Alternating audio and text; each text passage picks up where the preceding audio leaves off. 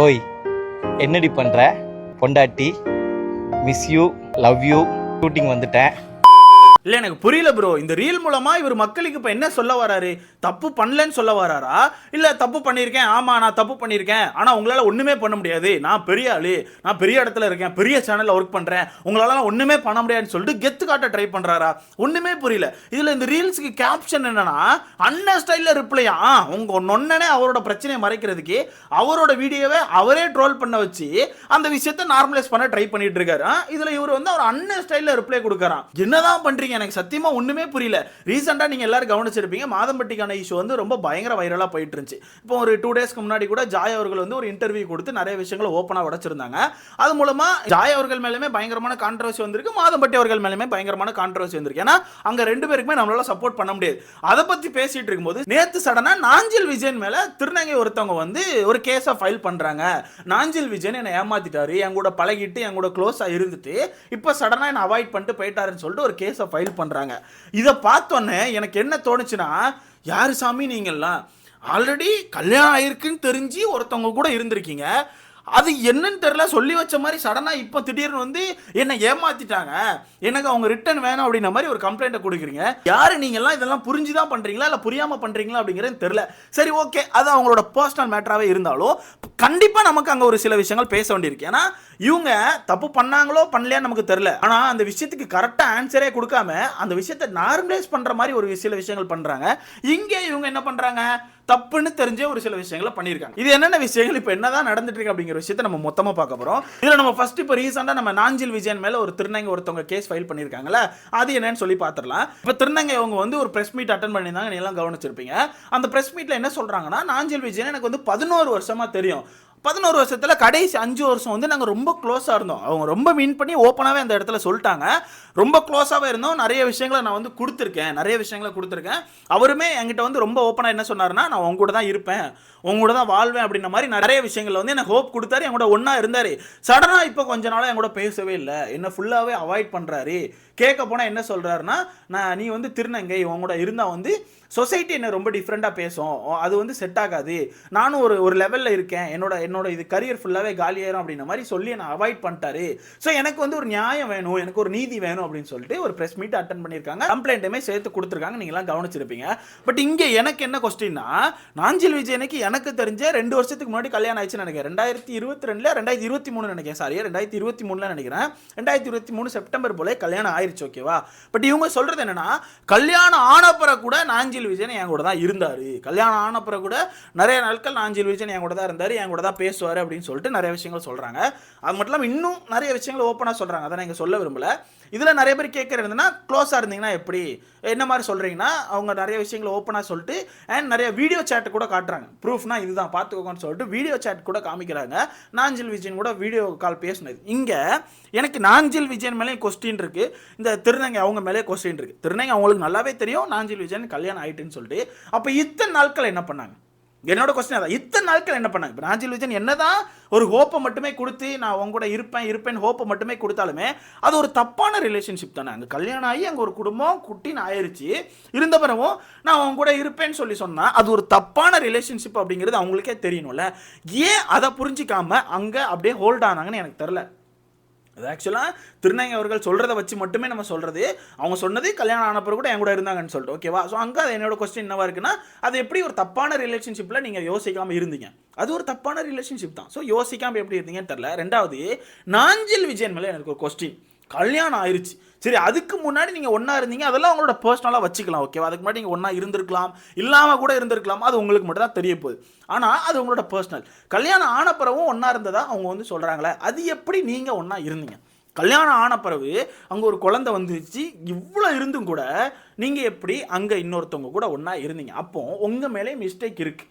இப்போ நான் ஏன் இந்த விஷயத்தை ரொம்ப இந்த இடத்துல அழுத்தி பேசுகிறேன்னா, அங்கே ஒருத்தர் ரீலை போட்டு வச்சிருக்காரு, யார்? நாஞ்சில் விஜயன் ஒரு ரீலை போட்டு வச்சிருக்காரு.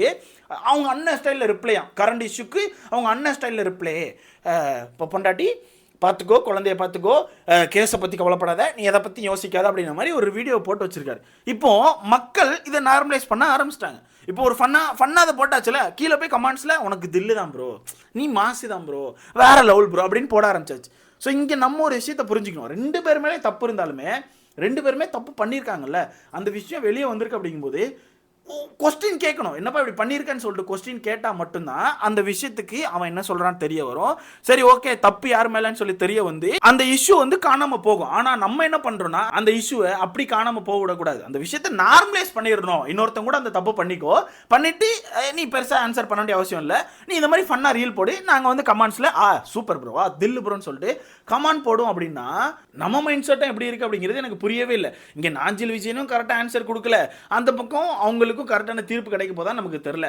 ஆனா ஒண்ணு மட்டும் நல்லா தெரியுது, இவங்க 2 பேருமே தப்பு பண்ணியிருக்காங்க அப்படிங்கிறது நமக்கு நல்லாவே தெரியுது. ஏன்னா இங்க ஓப்பனா ஒரு வீடியோ சாட்டே காமிச்சிட்டாங்க. 2 மணிக்கு நான் வீடியோ கால்லாம் பேசியிருக்கேன்ப்பா அப்படின்னு சொல்லிட்டு ஓப்பனா வீடியோ சாட் காமிச்சாச்சு. அப்பப்போ என்கிட்ட காசு வாங்குவாரு, ஆனால் அப்பப்போ திருப்பி கொடுத்துருவாரு.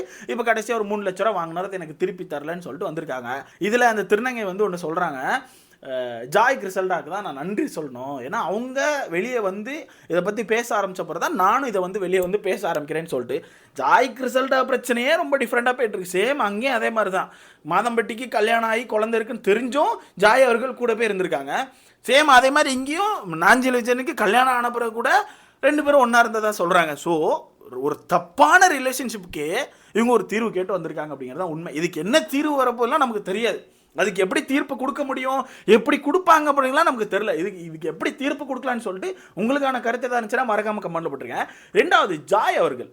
இப்போ ஜாய் அவர்கள் வந்து ஒரு இன்டர்வியூ கொடுத்துருந்தாங்க, அதை பார்த்துருப்பீங்க. அந்த இன்டர்வியூவில் வந்து ஜாய் அவர்கள் நிறைய விஷயத்தை உடைச்சிருக்காங்க. மாதம்பட்டி வந்து ஜாய் அவர்கள் கூட தான் ஒரே வீட்டில் தான் இருந்தாங்க போல. ஒரே வீட்டில் தான் இருந்தோம், இங்கே தான் இருந்தாங்க, எப்போவுமே ஷூட்டு கூட இங்கே இருந்தால் கிளம்பி போவாங்க, போயிட்டு இங்கே தான் நைட்டு வருவாங்க, என் கூட தான் ஃபுல்லாக இருந்தாங்க, நான் தான் பொண்டாட்டி, என் குழந்தைக்கு அவர் தான் அப்பா அப்படிங்கிற விஷயத்த ரெஜிஸ்டர் பண்ணிட்டே இருக்காங்க.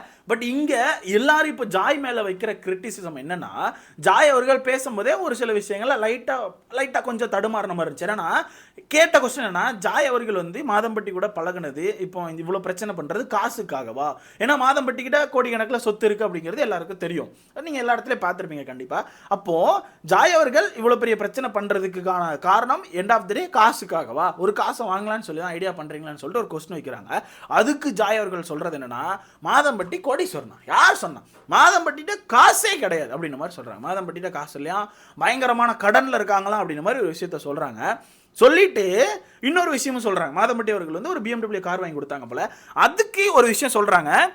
ஃபர்ஸ்ட் இவங்க ஒரு ஆடி கார் வச்சிருந்தாங்க போல. அந்த கார் வாங்கி 8 வருஷம் ஆயிடுச்சான்.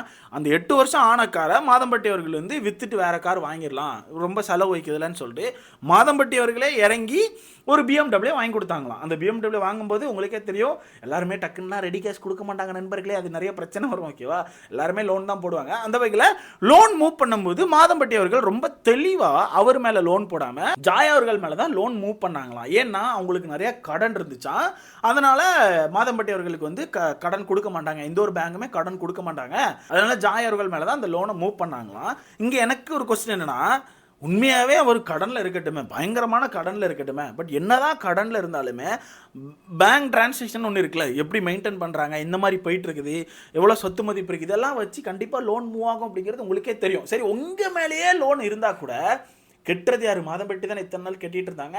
அது ஒரு ஃபர்ஸ்ட் கொஸ்டினாக இருந்துச்சு. 2வது, இப்போ எல்லாருமே சேர்ந்து ஜாய் அவர்கள் மேலே வைக்கிறது என்னன்னா, உங்களுக்கான பிஸ்னஸ் என்னாச்சு? இப்போ மாதம்பட்டி அவர்கள் பிரிஞ்சு போய் 1.5 மாதத்துக்கு மேலே ஆச்சு, 2 மாதம் ஆச்சுன்னு சொல்கிறீங்கல்ல, அப்போ நீங்கள் எப்படி சர்வே ஆகுறீங்க? ரெண்ட்டு, அந்த இஎம்ஐ எப்படி, அதெல்லாம் எப்படி சர்வே ஆகுறீங்க? நீங்கள் தான் கெட்டுறேன்னு சொல்கிறீங்க, இஎம்ஐ அவங்க தான் கெட்டுறேன்னு இதில் ஒரு வார்த்தை சொல்கிறாங்க. அப்போ நீங்கள் தான் கெட்டுறீங்கன்னா எப்படி சர்வே ஆகுறீங்கன்னா, அங்கே தான் ஜாய் அவர்கள் சொல்கிறாங்க, என்னோட பிஸ்னஸ் எல்லாம் நான் விட்டுட்டேன், என்னோட பிஸ்னஸை நான் விட்டுட்டேன், எப்போ நான் வந்து மாதம்பட்டியை பார்த்தனோ அப்போவே என்னோட பிஸ்னஸை விட்டுட்டேன்னு சொல்கிறாங்க. அப்போ இங்கே எனக்கு என்ன கொஸ்டின்னா, ஜாயை பொறுத்தவரைக்கு எவ்வளோ பெரிய தெரியும் தெரியல, நான் இப்போ ரீசெண்டாக பார்க்க தான் தெரியுது, முன்னாடி இருந்தே ஸ்டார்டிங் ஸ்டேஜில் இருந்தே இப்போ நம்ம தமிழ் சினிமாவில் இருக்க பெரிய பெரிய ஆக்டர்ஸ்க்குலாம் ஸ்டார்டிங்கில் இருந்தே டிசைனராக இருந்திருக்காங்க ஜாய் அவர்கள். ஓகேவா, அப்போ ஸ்டார்டிங்லேருந்து இவ்வளோ பெரிய எம்பையரை பில்ட் பண்ண ஒரு ஆள் எதனால் இந்த விஷயத்தை விடணும்? எதனால் அந்த பிஸ்னஸை விட்டுட்டு ஃபுல் அண்ட் ஃபுல் நீங்கள் வந்து மாதம்பட்டி கூட இருந்தீங்க அப்படின்னு கேட்டால் அவங்க அதுக்கு நிறைய விஷயங்கள் சொல்கிறாங்க. நான் அந்த டைமை ப்ரெக்னென்ட் ஆகிட்டேன், எனக்கு நிறைய விஷயங்கள் நடந்துச்சு,